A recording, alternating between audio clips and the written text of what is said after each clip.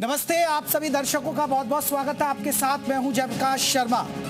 SIR, जी हाँ SIR, जिसका नाम आपने बिहार चुनाव से सुना होगा, फिर यूपी में, फिर असम, फिर पश्चिम बंगाल, अब एसआईआर फिर से यूपी में गूंजने वाला है। एसआईआर से सदेगा 2027। मुद्दा तो ये है, लेकिन मुद्दा ये है कि एसआईआर हो चुका है यूपी में कंप्लीट, आखिरी सूची आ चुकी है और 2 करोड़ से भी ज्यादा वोटर कम हो गए, कटे हैं उनके नाम। आज इसी मुद्दे पर बात हो रही है। यूपी में करीब 5.5 महीने तक चले एसआईआर के बाद फाइनल वोटर लिस्ट आ गई। मुख्य निर्वाचन अधिकारी नवदीप रेणवा ने अंतिम वोटर लिस्ट जारी की। 13 करोड़ 39 लाख से ज्यादा मतदाताओं के नाम वोटर लिस्ट में शामिल है। 2024 की लिस्ट के हिसाब से 2 करोड़, या फिर सुनिएगा, 2024 की जो लिस्ट थी उससे 2 करोड़ 6 लाख वोटर के नाम हटा दिए गए हैं। यानी पहले 15 करोड़ थे, अब 13 लाख से भी ज्यादा के वोटर रह गए। वहीं विपक्ष ने वोटर लिस्ट पर सवाल उठाए। कांग्रेस ने चुनाव आयोग पर बीजेपी की मिलीभगत से काम करने का आरोप लगाते हुए कहा कि वोटर लिस्ट से जानबूझकर नाम काटे गए हैं। सवाल यह है, कांग्रेस के आरोप कितने सही हैं? वोटर लिस्ट के काटे गए नाम किन लोगों के हैं? वोट काटे जाने से 2027 विधानसभा चुनाव में किसे फायदा होगा, किसे नुकसान होगा? इसी मुद्दे पर चर्चा करेंगे। ये भी बता देंगे आपको कि अगर आपका वोटर लिस्ट से नाम कट गया है तो जुड़ेगा या नहीं जुड़ेगा, वो भी बात करेंगे इस मुद्दे पर। पहले आप रिपोर्ट देखिएगा। आखिर वो घड़ी आ गई जिसका यूपी के मतदाताओं को बेसब्री से इंतजार था। यूपी में फाइनल वोटर लिस्ट जारी कर दी गई।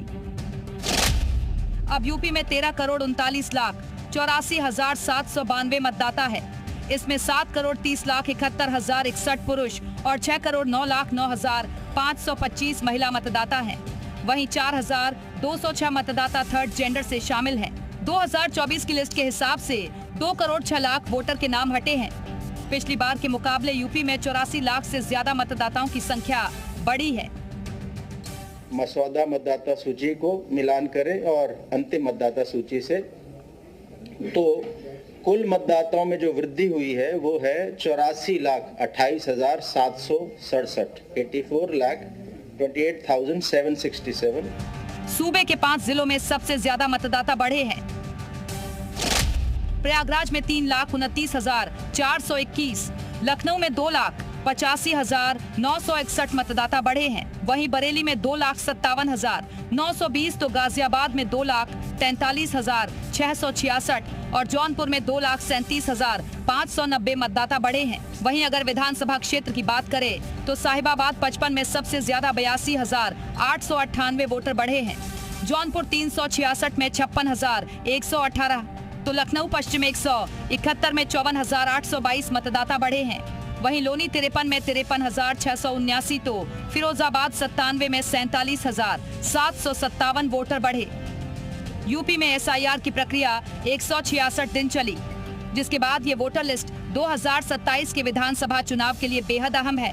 विशाल रघुवंशी, लखनऊ, जी मीडिया।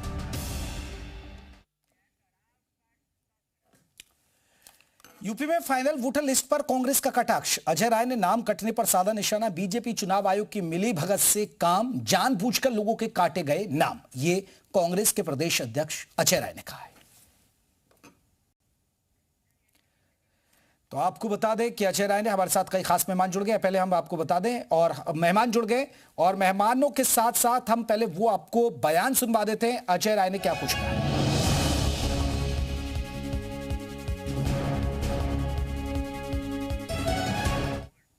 चुनाव आयोग और भारतीय जनता पार्टी की सरकार, मोदी की सरकार, ये मिले हुए हैं और ये लोग मिलकर पूरे सारी चीज़ों को ध्वस्त कर रहे हैं। और मैं इतना ही कहना चाहूँगा कि जो भाजपा कहती है, जो मोदी जी कहते हैं, वही चुनाव आयोग करता है। पहले एक बार नाम काटा गया, फिर चलाया गया, फिर नाम जोड़ा गया, तो ये केवल और केवल उनके हिसाब से काम करे। चुनाव आयोग पूरी तरीके से इनके साथ मिला हुआ है। तो चलिए इसी पर बात करेंगे, और हमारे साथ कई खास मेहमान रहेंगे। हमारे साथ जो खास मेहमान जुड़ गए, संजय चौधरी हैं, प्रवक्ता है बीजेपी के, वो हमारे साथ जुड़ गए। गौरव जैन है, प्रवक्ता है कांग्रेस के, वो हमारे साथ जुड़ गए। संदीप श्रीवास्तव, राजनीतिक विश्लेषक, वो हमारे साथ जुड़ गए।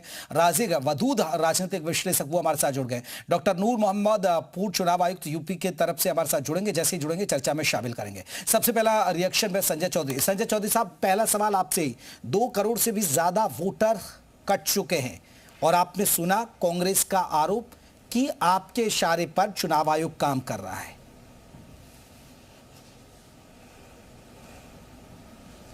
देखिए, मुझे लगता है कि कांग्रेस की स्थिति तो ऐसी हो गई है कि भारतवर्ष की हर संवैधानिक संस्था जी, चाहे वो सर्वोच्च न्यायालय हो, चाहे वो संसद हो, चाहे वो संसद में लोकसभा के अध्यक्ष हो, चाहे वो सेना के सेनाध्यक्ष हो, चाहे वो चुनाव आयोग हो, भारत की हर संवैधानिक संस्था का विरोध करना और उन्हें अपने विरोध में बताना, यह कांग्रेस पार्टी की एक सोची समझी रणनीति है, क्योंकि वो न तो संविधान पर विश्वास करती है और न संविधान के अनुसार काम करने वाली संस्थाओं पर विश्वास करती है। दरअसल एसआईआर की प्रक्रिया कोई ऐसी तो नहीं जो पहली बार भारतीय जनता पार्टी के शासन में शुरू की गई है। इसके पहले भी एसआईआर का अभियान होता रहा है और उस एसआईआर के अभियान के माध्यम से मतदाता सूची दुरुस्त हुई है। इस बार भी इसी प्रक्रिया का पालन किया गया है। राजनीतिक दलों ने जब कहा कि समय सीमा कम है तो समय सीमा बढ़ाई गई। राजनीतिक दलों के उत्तर प्रदेश में 5,85,000 से ज्यादा प्रतिनिधि जिनकी सूची विभिन्न राजनीतिक दलों ने चुनाव आयोग को दी, ऐसे 5,84,000 से ज्यादा राजनीतिक दलों के प्रतिनिधि इस चुनाव की प्रक्रिया में जो मतदाता सूची का संशोधन है उसमें शामिल रहे। तो मुझे लगता है कि उनकी हिसाब से समय सीमा बढ़ी, उनके प्रतिनिधि इसमें शामिल रहे, लगातार जो लोग थे उनको इसमें शामिल किया गया, जिनको शंका थी उनको नोटिस दिया गया। सारी प्रक्रिया का पालन करते हुए बेहतर आधार पर सूची अब सामने है और इस सूची के बाद भी लोगों को यह कहा गया है कि अगर उनको नाम शामिल कराना है तो फॉर्म 6 में अपना नाम शामिल करा सकते बिल्कुल हैं। बिल्कुल यही सवाल संजय जी, बिल्कुल संजय जी, यहीं से मैं अगला सवाल उठा रहा हूं। गौरव जैन साहब, यही तो सवाल है ना, विपक्ष को क्या डर है और विपक्ष क्यों लगा रहा है कि भाई बीजेपी चुनाव मिले हुए? भाई 2 करोड़ से ज्यादा वोटर, पहले जब चुनाव ये अभियान चलाया 15 करोड़ थे से ज्यादा वोटर थे, अब ये 13 करोड़ के आसपास वोटर रह चुके हैं, लेकिन कटे। लेकिन अभी विकल्प है ना, फॉर्म 6 भर दीजिए, आप जाइए वेबसाइट पर देख लिया, अपना नाम है नहीं है तो भर दीजिए, फिर आपका नाम जुड़ जाएगा। फिर हो अल्लाह करना और आपको क्या नुकसान हो रहा है आप बता दें विपक्ष को। देखिए, हो हल्ला करना क्या नुकसान हो रहा है ये तो आप उन लोगों से पूछिए, वो उन 3 दर्जन बीएलओ से पूछिए जिनकी जान जो है इस पूरी प्रक्रिया में चली गई, जिनको आप लोगों ने एक तरीके से रश करा, जिनको डेडलाइन के ऊपर डेडलाइन दे देकर एक दिन में 20-20 घंटे काम कराया। जब वो लोगों की जान चली गई, कितने लोगों की यहाँ पे छोटे होंगे कैसे यार, मैं आप नाम समझ सकते हैं। ये जो भाजपा का बोलना कि हम तो प्रक्रिया करा रहे हैं, ये करा रहे हैं, वो करा रहे हैं, पहले भी एसआईआर हुआ, सही बात है पहले भी हुआ, लेकिन कभी इतना नहीं बचा, क्योंकि इस बार जो एसआईआर है वो एक नियत के थ्रू कराया जा रहा है कि कैसे डिसएनफ्रेंचाइज्ड जो लोग हैं उनसे वोटिंग का अधिकार छीना जाए। और यही हम देख रहे हैं कि जहां पे भी बीजेपी कमजोर होती है उसको लगता है कि किसी भी तरीके से एक्स्ट्रा कॉन्स्टिट्यूशनल मेथड अपना के वो अपना चुनाव जीत सके। आप समझिए क्यों वेस्ट बंगाल में क्या हुआ, वहां पर जो आपके मुख्य चुनाव आयोग फिर आप हवाई बातें करें ना, आप इनको तथ्यों से दीजिए ना। नहीं हम भाई आप या फिर आप ऐसे उदाहरण लाइए कि 1000 लोग हैं हमारे पास जिन पर सारे कागज थे लेकिन चुनाव आयोग ने नहीं जोड़े क्योंकि वो बीजेपी को फायदा पहुंचाने वाले थे। कुछ ऐसे तो दीजिए ना, उदाहरण दीजिए ना, एग्जाम्पल तो दीजिए। नहीं, देखो लाखों करोड़ लोग आपको देखिए लाइव टीवी पे सुन रहे हैं। मैं झांसी से आता हूँ, झांसी में आपको हजारों लोग गिना दूंगा जिनके पास कागज। गिनाइए मत ना, उनको लाइए, कल सामने लाइए, हम भेज देंगे अपने रिपोर्टर, उनको लाएंगे सारे वो हैं डॉक्यूमेंट्स, लेकिन चुनाव आयोग उनको टहला रहा है। 100% इस सरकार की सबसे बड़ी दिक्कत यही है कि कोई सुनता कहाँ है, चाहे चुनाव आयोग की बात हो चाहे सरकार की बात हो। अभी आप समझिए इतना बड़ा इशू जो है वो स्मार्ट मीटर का चल रहा है, सरकार कह के रह गई कि हम इसको सुलझाएंगे, लेकिन नहीं, लोग जो है वहां पर लाइन में खड़े हुए हैं। एलपीजी की बात करिए, एलपीजी पे उन्होंने बोला कि हम सुलझाएंगे, लेकिन नहीं, लोग आज भी लाइन में खड़े हुए हैं। तो सरकार बोलती बहुत कुछ है। अभी स्कूल की ड्रेस और फीस की बात हुई थी, यूपी सरकार ने बकायदा नोटिस निकाला था, सर्कुलर निकाला था कि हम 5 लाख को जुर्माना लगाएंगे और स्कूल की मान्यता रद्द कर देंगे। जल्दी से इनके डाउट्स क्लियर करिए, फिर मैं बाकी मेहमान धड़ाधड़ तरीके से आज गौरव जैन का कोई डाउट आप समझ पाए, क्योंकि मैं तो नहीं समझ पा रहा हूं। देखिए मुझे तो आप देखिए जयप्रकाश भाई, कांग्रेस के साथ कठिनाई यही है कि कांग्रेस मुद्दों पर टिकना नहीं चाहती। यह बात हो रही थी एसआईआर की और पहुंच गए कहां, क्योंकि एसआईआर के बारे में ये कोई भी तर्कपूर्ण उत्तर नहीं दे सकते। इन्होंने बंगाल की बात की। अब बंगाल में एसआईआर की प्रक्रिया पूरी तरह से भारत के सर्वोच्च न्यायालय के निर्देशन में इस समय चल रही है और आपको याद होगा जयप्रकाश भाई, उसकी पैरवी करने के लिए बंगाल की मुख्यमंत्री खुद एक अधिवक्ता के नाते पैरवी करने के लिए सुप्रीम कोर्ट में खड़ी हुई। तो जिनको यह जानकारी नहीं है कि यह सारी की प्रक्रिया बंगाल में जिसका ये उदाहरण दे रहे हैं वो किसके दिशा निर्देशन में चल रही है? वो सुप्रीम कोर्ट के दिशा निर्देशन में सारी प्रक्रिया चल रही है। तो जिनको भारत के चुनाव आयोग पर भरोसा नहीं, जिनको भारत के सर्वोच्च न्यायालय पर भरोसा नहीं, तो मुझे लगता है कि इनको चूंकि अपने आप पर भरोसा नहीं, अपने वोट पर भरोसा नहीं, अपने काम पर भरोसा नहीं, इसीलिए ये केवल तर्क की बात नहीं करते, सच की बात नहीं करते, केवल और केवल आरोप लगाने की बात करते हैं। लेकिन हम सब लोगों ने देखा है कि जब हम लोग वोट डालने जाते थे, कैसे मरे हुए लोगों के नाम हुआ करते थे, कैसे लोग घर छोड़कर चले जाते थे, उनके नाम हुआ करते थे। एक आदमी का नाम 10 जगह हुआ करता था। केरल में अपनी पार्टी के लेटर चुनाव आयोग निकाल रहा है, इसीलिए हमने देखा है कि जहां मैं लौटा गौरव जैन साहब, रुकिएगा संजय जी रुकिएगा। संजय जी मैं बाकी मेहमानों को जोड़ लेता हूं क्योंकि मेरे साथ और भी मेहमान जुड़े हुए हैं। संदीप भी है हमारे साथ, राजिक साहब भी है। राजिक साहब, मेरा आपसे सवाल, मुझे मोटी सी बात समझाइए, मेरा जो दर्शक है, क्योंकि आप एक राजनीतिक विश्लेषक है, फिर संदीप जी से भी समझूंगा। मुझे समझ में बस इतनी आई इस खबर में, भाई एसआईआर हुई, एसआईआर में 2 करोड़ से ज्यादा वोटर हट गए, नाम कट गए, क्योंकि 15 करोड़ से भी ज्यादा वोटर थे। अब आप फॉर्म 6 भर लीजिए, आपका फिर से नाम जुड़ जाएगा। अब इसमें क्या दिक्कत क्या है? क्या कुछ आपको भी लगा भी इसमें बहुत सारे इश्यूज हैं, बहुत सारे पेच है? वो जरा समझा दीजिए। देखिए, एसआईआर की जो प्रक्रिया प्रारंभ हुई वो इसलिए हुई कि यहाँ पर डुप्लीकेसी को खत्म किया जाए, ट्रांसपेरेंसी लाई जाए और जो फर्जी नाम है उनको काटा जाए। और डुप्लीकेट नाम है, किसी की शादी हो गई तो शहर से दूसरे शहर से तीसरे शहर में पहुंच गया, नाम अभी भी चल रहा है, क्योंकि मतदाता सूची और मतदान के सही समय मतदाता सूची की खैर खबर लोग लेते हैं। तो खैर प्रक्रिया अच्छी थी, अच्छी नीयत से शुरू हुई। लेकिन अब जब बात आई कि भाई 2 करोड़ नाम इसमें काटे गए, 84 लाख नाम इसमें जोड़े गए हैं, तो देखिए ये जो प्रक्रिया है, अब इसमें देखिए इसमें 3 स्टेक होल्डर होते हैं, एक जनता, इलेक्शन कमीशन और राजनीतिक दल। देखिए तीनों अपने अपने स्तर से काम करें इस प्रक्रिया में। इलेक्शन कमीशन ने अपना काम कर दिया, जनता ने उसमें सहभागिता करी, और अब जनता का भी दायित्व है कि वो अपना नाम देखे, अगर नहीं है तो जुड़वाने के लिए आगे बढ़े। और तीसरा काम आता है राजनीतिक दलों का, जो महत्वपूर्ण है। अब राजनीतिक दलों को चाहिए कि भाई 84 लाख नाम कौन जोड़े गए, उनकी जांच स्वयं अपने स्तर से करें, खुद परीक्षण करें। 2 करोड़ नाम अगर कटे हैं तो उन 2 करोड़ नामों के बारे में स्वयं जांचे कि भाई 2 करोड़ नाम किसके थे, जेन्युइन थे, नहीं जेन्युइन थे। अगर जेन्युइन है, जिन जेन्युइन लोगों के नाम कटे हैं उसके लिए एसडीएम और डीएम के माध्यम से भी संज्ञान बल्क में ले सकते हैं, फॉर्म भरें, उसके बाद उसकी पैरवी करें। लेकिन देखिए सिंपल क्या है, देखिए जब तक प्रक्रिया सही तरीके से नहीं चलेगी, सब लोग सही रोल नहीं निभाएंगे, हर चीज को पॉलिटिसाइज करेंगे। राजीव साहब वही तो मैं कह रहा हूं, फिर पॉलिटिकल पार्टियां हल्ला क्यों कर रही हैं? जब आपने देखिए, आपने बहुत आसान तरीके से कर दिया ना, या बस आपको दिखाना कि भैया इनके हमारे वोट कट गए, हमारे वोट कट गए, यही तो मैं पूछ रहा हूं ना राजीव साहब।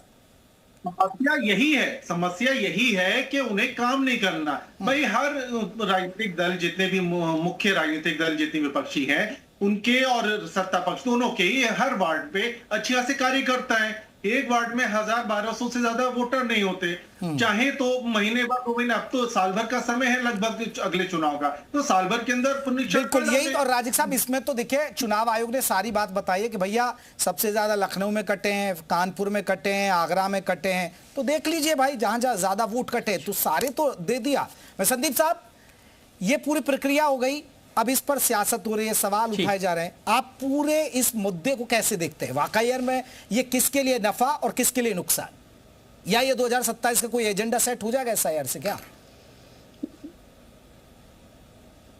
नहीं, देखिए सबसे पहले तो जिस प्रक्रिया पे विपक्ष और जो लोग आरोप लगा रहे हैं उसका एक एग्जाम्पल मैं खुद हूं। जेपी भाई, मैं प्रयागराज में इसके पहले रहा करता था, प्रयागराज से मैं लखनऊ आया। ठीक है, प्रयागराज में लिस्ट में मेरा नाम आया इसके पहले वाले चुनाव में, विधानसभा में। उसके बाद वो सारी चीज़ें मैंने लखनऊ में आके अपना डिटेल ऑनलाइन जाके वेबसाइट पे, इलेक्शन कमीशन की वेबसाइट में डाला। मैंने सब कुछ किया, सारी प्रक्रिया मैंने की। मेरे अलावा मेरे 4 भाई जो इलाहाबाद में अब नहीं हैं, उनका भी नाम लगातार आ रहा था। ऐसे बहुत सारे परिवार हैं जो आरोप लगाए जा रहे हैं, उनको मैं अपने तथ्यों से मैं काट रहा हूं कि मैं लखनऊ में आया, मैं आशियाना में रहता हूं, मेरा नाम आशियाना में सरोजिनी नगर विधानसभा मेरी क्षेत्र है, वहां पे मेरा नाम विद्यावती वार्ड में जोड़ा गया। और उसके लिए बीएलओ मेरे घर आया, मुझे फोन किया, और अभी 2 महीने पहले कुछ करेक्शन थे पेपर को लेके, बीएलओ के ऑफिस से मेरे पास फोन आता है कि आप अपना पेपर लेके बिजली पासी जो डिग्री कॉलेज है वहां पे आ जाइए और आप करेक्शन वाले पेपर मुझे दे दीजिए और आपका नाम आपकी वेबसाइट पे कुछ दिनों बाद स्वयं देखने लगेगा। तो अगर सरकार ये प्रक्रिया कर रही है, और सरकार का इन्वॉल्वमेंट कहां है इस प्रक्रिया में? कहां से आपको लगता है कि सरकार के जो लोग हैं, जो वेंडर्स हैं, वो कहां से इन्वॉल्व हैं, जब सारी चीजें ट्रांसपेरेंसी है? मैं खुद बता रहा हूं कि ऐसा कोई भी व्यक्ति विधानसभा सरोजिनी नगर में नहीं होगा जिसने ये आरोप किसी पे भी लगाया हो कि सरकार की तरफ से कोई प्रलोभन दिया जा रहा है, सरकार की तरफ से कुछ कहा जा रहा है। तो अगर इस तरह के नाम इस 25-26 करोड़ की आबादी वाले प्रदेश में है, तो वो जाहिर सी बात है कि जब सेटल होगा तो वो नाम कटेंगे। और संदीप साहब, मैंने तो ये सुना था जब पिछली बार एसआईआर को लेकर जब चुनाव आयोग ने पीसी की थी तो खुद बीजेपी की टेंशन बढ़ गई थी कि भाई बहुत सारे वोट कटे हैं, और बकायदा पंकज चौधरी इनके प्रदेश अध्यक्ष ने सबको कहा कि ज्यादा से ज्यादा मतदाताओं को जुड़वाइए। उन्होंने सबको कहा था। नहीं जेपी भाई, 24 का चुनाव इन्होंने कैसे जीत लिया? विपक्षी कैसे जीत गए उत्तर प्रदेश में? अगर बीजेपी की सरकार थी और बीजेपी घपला करती तो ये 24 का चुनाव उन्होंने कैसे जीत लिया? लोकसभा में इतनी सीट उनकी कैसे आ गई? तो अपनी बात आप करिए, उसको चलिए बिल्कुल। देखिए मुद्दे हैं, फैक्ट उठाइए, और ये फैक्ट हम इसलिए तो मंच दे रहे हैं, और मैं इस पर गौरव साहब से भी रिएक्शन लूंगा, लेकिन डॉक्टर नूर मोहम्मद साहब हमारे साथ जुड़ गए। मैं लौट रहा हूं। डॉक्टर नूर मोहम्मद है, पूर्व चुनाव आयुक्त हैं, वो हमारे साथ जुड़ गए। डॉक्टर नूर मोहम्मद साहब, अंतिम सूची आ गई है एसआईआर की, आपने भी पढ़ा होगा, लेकिन उस पर देखिए विपक्ष को ऐतराज है। अब मेरी बात तो मोटी मोटी समझ में आती है, मैं मोटी मोटी बात दर्शक को समझाता हूं। मैं समझा रहा हूं दर्शकों को, भाई आपके 2.5 करोड़ के, आपके 2 करोड़ से भी ज्यादा वोट कट गए हैं। अगर आपका नाम सूची में नहीं है तो फॉर्म 6 भर के आप अपना नाम जुड़वा लीजिए, सीधी बात ये। तो इस पे आपको लग रहा है हुआ अल्लाह सवाल होने चाहिए नूर मोहम्मद साहब? देखिए, ऐसा है कि वोटर जो इंटेंसिव रिवीजन है वो सिंपली घर घर जाके इन्यूमरेशन फॉर्म भर इन्यूमरेशन करके लिस्ट बनाने की बात है। यहाँ पूरा जो डिजाइन है वो बहुत ही फॉल्टी है, क्योंकि मैं 2-3 इंटेंसिव रिवीजन तो यूपी में करा चुका हूँ, और दिल्ली में आने के बाद 2003 का इंटेंसिव रिवीजन मैंने ही कराया था ऑल ओवर इंडिया। तो मुझे पता है एग्जैक्टली जो प्रोसेस है वो इतना सिंपल हो सकता था कि किसी को पता भी नहीं चलता कि इंटेंसिव रिवीजन कब हो गया। लेकिन उन्होंने जो पूरे हर एक को इन्वॉल्व कर दिया, हर एक को झिझोड़ दिया जाके, हर एक आदमी जाके अपना डॉक्यूमेंट दे, अपना वेरीफाई कराए, इसकी जरूरत नहीं थी एक्चुअली प्रोसेस में। एनीवेज, अब जो उसमें जो प्रॉब्लम जो अपोजिशन मेरे ख्याल से क्यों उठा रहा है पॉइंट, उसकी वजह यह है। उसकी वजह यह है कि आपने 2003 को मान लिया कि वो सब सैक्रोसेंट है, ठीक है, तो दैट इज वन पॉइंट। 2003 को सैक्रोसेंट मानने के बाद उस पर भी स्टिक नहीं कर रहे हो आप। जो मैच हो जा रहा है, उस मैच करने के बाद भी आप कह रहे हो कि कोई इसमें एज का या नाम की स्पेलिंग का कोई गड़बड़ है, तो वो उसकी वजह से नोटिस दे रहे हैं कि उसको आप वेरीफाई करवा के। कहने का मतलब ये कि जब हम घर घर गए, हमने प्राइमरी डेटा कलेक्ट कर लिया। प्राइमरी डेटा की सैंक्टिटी होती है कि वो सही होना चाहिए, वो गलत नहीं होगा। जब जाके खुद ही इकट्ठा कर रहे हो तो उसमें गलत होने के चांसेस नहीं। अब उसके बाद आप गलती निकाल रहे हो, एआई से आप निकाल रहे हो कि कौन कौन में वो है, डिस्क्रिपेंसी है, लॉजिकल डिस्क्रिपेंसी। आप मान रहे कि पेच है भाई। आप जब गए, आपके बीएलओ जब आपने डॉक्यूमेंट्स ले लिए तो वही वेरीफाइड मान लिया जाए, आप ये कहना चाह रहे हैं? नहीं, अब आप बीएलओ आपके घर पे जा रहा है, सबसे पूछ रहा है कितने लोग हैं यहाँ पे, कौन कौन है, उसकी लिस्ट लेनी चाहिए। उसको लिस्ट लेने के बाद उसी से कॉपी बनाना चाहिए, वोटर लिस्ट बनानी चाहिए। इन्होंने क्या किया कि 2003 की वोटर लिस्ट से, अब आप देखिए 2003 के टाइम पे जो कंप्यूटराइजेशन हुआ था बहुत ज्यादा क्लियर नहीं था, क्योंकि वो बिगिनिंग थी कंप्यूटराइजेशन की। उसमें बहुत सारी गलतियों के भी चांसेस थे। उसको आपने बेस बना लिया कि उसमें जो नाम है, जो इसमें जो स्पेलिंग है वही सही है, उसमें जो एज है वही सही है। अब आपने जो करंट लिस्ट के हिसाब से आपने फैमिली वाइज नहीं बल्कि इंडिविजुअल वाइज आपने फॉर्म भरा। अब इंडिविजुअल वाइज फॉर्म में भी आपने पूरा डेटा नहीं भरा, वो बेचारा अपनी तरफ से लिख रहा है। जो उसमें डेटा था अगर वो दिया होता तो शायद लोग उसी को करेक्ट कर देते अगर जो गलत होता। मैं नूर साहब एक और चीज आपसे समझना चाह रहा हूं। ये आपने कहा कि मामला थोड़ा इन्होंने पेचीदा, बड़ा लेंथी बना दिया, मतलब बहुत लंबा प्रोसेस कर दिया और इजीट हो सकता है, इसी वजह से कंफ्यूजन है लोगों में। लेकिन नूर साहब, आपको लग रहा है कि आम लोग अगर कोई भाई किसी का ये कह रहे हैं कि भाई वोट काटे जा रहे हैं, जानबूझकर टारगेट किया जा रहा है, वो इलाके ये इलाके, आपको ऐसा संभव है? जब आप फॉर्म 6 कह रहे हैं, जब आप कह रहे हैं कि अगर आपका अभी भी वोट कट गया तो फॉर्म 6 भर दीजिए, आप करवा लीजिए, तो दिक्कत क्या है उसमें? तो मुझे नहीं लगता दिक्कत तो देखिए ऑन पेपर तो दिक्कत एकदम नहीं है। हाँ। बट एक बार आपने अगर primary data house to house जाके इकट्ठा कर लिया तो फॉर्म 6 और फॉर्म 7 की जरूरत बहुत मिनिमम होनी चाहिए, क्योंकि आपने वेरीफाई कर लिया ना कि कौन कौन लोग हैं यहाँ पे। उसके बाद अगर आप कह रहे हो कि किसी का नाम छूट गया तो इसका मतलब बीएलओ की गलती है, उसको छोड़ना नहीं चाहिए था उसमें। मैं माफी चाहूंगा, मुझे ये नहीं कहना चाहिए। आप भी तो जानते हैं किस तरह से होती है, बस फॉर्मेलिटी भी कर दी जाती है। कई बार बीएलओ एक जगह बैठ जाएगा, नहीं जाएगा, बताएगा नहीं। घर आप तो जानते ही हैं सर, मैं तो देखता हूं देखिए जो हम लोगों ने कौन सी बातें कर लेते हैं, बहुत सारे लोग अपनी जानकारियां भी छुपा ही लेते हैं।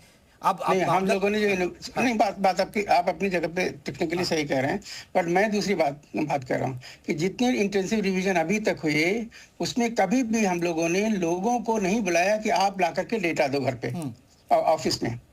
जो बीएलओ गया वहीं पे जो डेटा था जो भी लेना हुआ ले लिया और उसके बाद उसने लिस्ट बना दी। मैं संजय जी आपने देखिए पूर्व चुनाव आयुक्त और बहुत सीनियर है संजय चौधरी साहब, आपने सुना उनके डाउट्स सुने, उनकी कंफ्यूजन जो है आम लोगों को चुनाव आयोग ने जो कर दिया ये चीज, क्योंकि इन्होंने तो लंबा वक्त सेवाएं दी चुनाव आयोग में।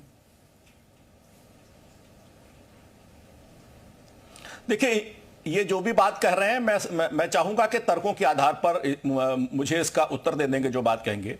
क्या ये अच्छी बात नहीं है कि जब बीएलओ घर घर जा रहा है तो हर राजनीतिक दल अपने एक बीएलए की नियुक्ति करे और वो नियुक्त राजनीतिक दल का प्रतिनिधि उस सारी प्रक्रिया में वहां सशरीर शामिल हो? सारे राजनीतिक दलों के, जो भी राजनीतिक दल हो, चाहे वो भाजपा हो, कांग्रेस हो, समाजवादी पार्टी हो, बसपा हो, अगर चीज खुले ढंग से होने की बात हो रही है तो इसमें किसी को क्या तकलीफ हो सकती है?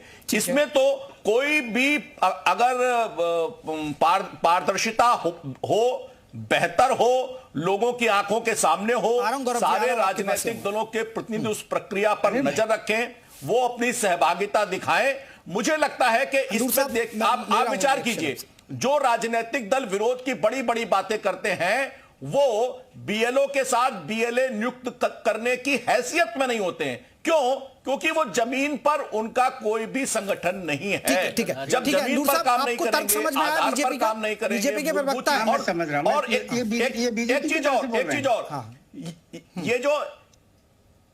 ये जो एसआईआर की प्रक्रिया है इसमें पहले चरण में नाम बढ़ाने की जो स्थिति थी वो नहीं थी, उसमें नाम नहीं बढ़ रहे थे, इसलिए उस समय फॉर्म 6 नहीं भरे जा रहे थे। उस समय तो जो सूची थी उसी सूची के आधार पर लोगों का वेरिफिकेशन हो रहा था।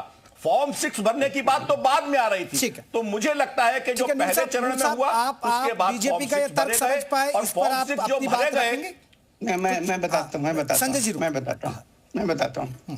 जहां एक बात तो देखिए, मेन चीज है ये वोटर्स की लिस्ट बनाना है। कोई बहुत ही हाई फाई टेक्नोलॉजिकल काम नहीं है जिसको इतना मुश्किल बनाया जा रहा है।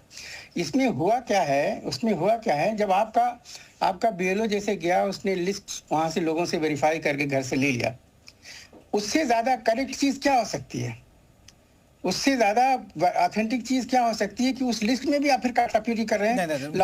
मैं उस पर सवाल उठाऊंगा। समाजवादी पार्टी ने इस पर भी सवाल उठा दिए थे कि भाई बीएलओ हाँ हमारे बीएलओ ये कर रहे हैं, बीएलओ गलत कर रहे हैं, बीएलओ वो कर रहे हैं, और इसलिए बीजेपी ने कही अपने अपने बीएलओ सेट कर दीजिए। भाई आपको लग रहा है आप अपने जुड़वाइए लोगों को, आप खुद खड़े हो जाइए। वो बात मैं उस पे बीएलए पे आ रहा हूँ। बीएलओ मनमानी कर रहे हैं, बहुत सारे आरोप विपक्ष ने। बीएलए पे आ रहा हूँ, उस बात को आपने फ्रेज कर दिया, अच्छा है। जहां तक बीएलए का सवाल है, वो पॉलिटिकल पार्टी अपनी जिम्मेदारी से और अपनी ओवर एक्टिवनेस से अगर अपॉइंट करती है तो ठीक है, लेकिन अगर नहीं भी करती है, वोटर लिस्ट की बनाने की जिम्मेदारी तो इलेक्शन कमीशन की है ना, इलेक्शन कमीशन और इलेक्शन स्टाफ की है। बीएलए कोई भी पॉलिटिकल पार्टी बीएलए नहीं भी बनाए तब भी इलेक्शन कमीशन की जिम्मेदारी है कि कोई भी आदमी उस एरिया से छूटे नहीं। अब लोगों को क्या हो रहा है, जो कुछ तो ज्यादा शक और उसकी शक की बात हो रही है, और दूसरी जो बात हो रही है, जब कुछ कहीं जगहों पे, दूसरी बात ये हो रही है कहीं जगहों पे ड्राफ्ट लिस्ट पब्लिश होने के बाद भी। चलिए नूर साहब मैं आऊंगा, लेकिन नूर साहब मेरी समझ में क्या फिल्टर आप कैसे करेंगे?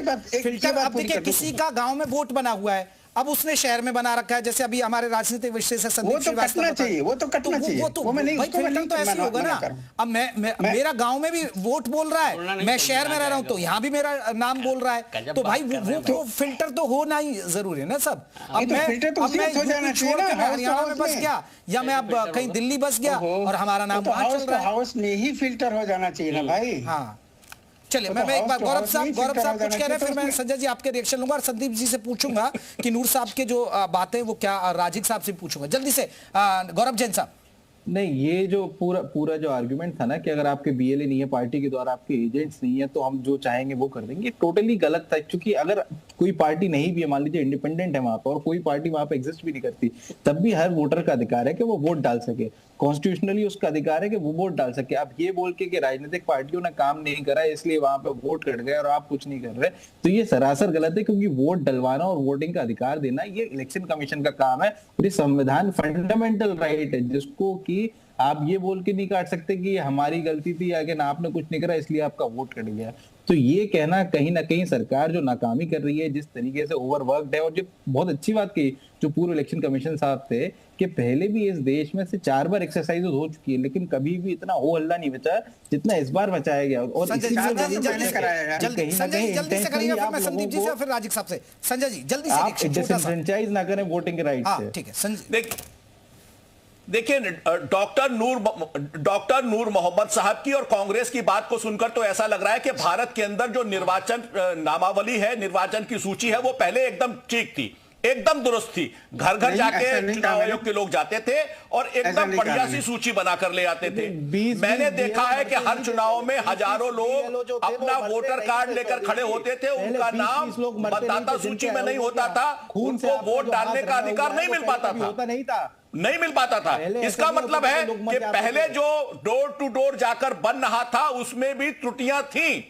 तो मुझे लगता है कि उस त्रुटियों को दुरुस्त करने के लिए राजनीतिक दलों के प्रतिनिधियों को भी शामिल करके पारदर्शिता को बढ़ाया गया है, समय सीमा को बढ़ाया गया है और बढ़ी हुई समय सीमा के आधार पर दोबारा फिर समय सीमा बढ़ाई गई और सभी को। आम जनता का भी रिएक्शन आया था नूर साहब कि भाई बीएलओ ने ये कर दिया, बीएलओ ने वो कर दिया। विपक्ष ने भी सवाल उठाए थे कि बीएलओ हमारे लोगों के वोट काट रहा, तो ये बहुत सारे बीएलओ पर ही सवाल उठे थे। जल्दी से संदीप साहब आपकी चर्चा सुनी, नूर साहब का भी तर्क सुना, कांग्रेस का भी, जल्दी से एक रिएक्शन आपका, फिर मैं राजीव साहब से लूंगा इस पर। नहीं, मुझे लगता है विपक्ष का पूरा आरोप कहीं से भी सत्य पे आधारित नहीं है, क्योंकि मैंने अपना स्वयं का एग्जांपल आपको दिया है और मेरे इससे पता नहीं कितने परिवार हैं। बारीकियों पर नजर इनायत करेंगे, जो नूर साहब ने भी कुछ बारीकियां रखी हैं पर। नूर मोहम्मद साहब जो पूर्व चुनाव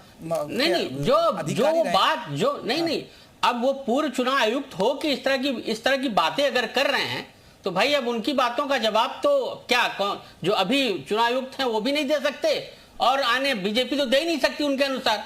तो मैं ये कह रहा हूं कि जब मेरा नाम अगर कहीं जुड़ा था, वो कहीं अगर कटेगा, नहीं मैं आपसे कह नहीं रहा हूं सर, मैं तो अपनी बात कह रहा हूं ना। गुपचुप तरीके से किया जाना चाहिए, ऐसा नूर साहब कह रहे हैं। मतलब आपका तो सर मैं ये नहीं कह रहा। और अगर किसी की पार्टी है उसका एक आदमी, जेपी मैं कह रहा हूं, जयप्रकाश जी, विपक्ष का एक भी व्यक्ति मेरे आशियाना के आवास पर नहीं आया। विपक्ष का एक भी व्यक्ति, न कांग्रेस का, न बसपा का, न सपा का, न किसी अन्य पार्टी का। बीजेपी का जो कार्यकर्ता था वो लगातार आके पूछ रहा था कि नहीं, ये फायदा भी होता है। बहुत सारे हम तो चलिए बताइए क्यों आए, बहुत सारे फॉर्म भरना नहीं पड़ता, जानकारी नहीं देना पड़ा है। अगर कोई पॉलिटिकल आदमी जुड़ जाता है तो उससे मदद मिलती है, चाहे वो विपक्ष का ही क्यों ना। राजीव साहब जल्दी से, बिल्कुल फर्क पड़ता उसका। राजीव वधु जी, देखिए नूर साहब ने बात कही वो थोड़ी सी अंडरस्टैंडेबल है। देखिए प्रक्रिया थोड़ी आसान हो सकती थी, लेकिन चलिए कोई भी प्रक्रिया अपना ली, ठीक है। जो भी लोग बैठे हैं डिसीजन मेकर्स हुए, जो भी प्रक्रिया ली वो भी ठीक है। लेकिन समस्या वहां खड़ी हुई जब सत्ताधारी दल की तरफ से इस प्रक्रिया को पॉलिटिसाइज किया गया। इसको कहा गया कि भाई घुसपैठिया ढूंढ रहे हैं आप, ठीक है। फिर ये निकल के आया, चूंकि बहुत सी कंट्रोवर्सियां ऑलरेडी चल रही कि भाई बीजेपी अपने लोग लाती है, नए नए नाम जुड़वाती है, घटवाती है, फिर समस्याएं वो आई, उसको विपक्षी क्या बात कर रहे हैं, फिर बीएलओ के किस्से आए। ना संदीप जी, बात तो वो सही कर रहे हैं। बीजेपी जो करती है वो हल्ला इतना ही कर देती है ना, घुसपैठिए निकाल रहे हैं, ये कर रहे हैं, वो हो जाएगा। ये तो संजय जी को पता है, आप मत करते भैया, आप तो बस बंगाल में जो ममता दीदी कर रही है सब सही कर रही है, तो वो सब चीजें तो अल्लाह कर देते हैं। अब कितने घुसपैठिए निकाले ये नहीं बता पाएंगे, मैं सहमत नहीं पूछ लीजिए। मैं माफी चाहूंगा, मेरे पास इतना वक्त था। आप सभी मेहमानों का बहुत बहुत शुक्रिया। यूपी मांगे उत्तर में यही खत्म कर रहे हैं, लेकिन आगे देखिए ग्राउंड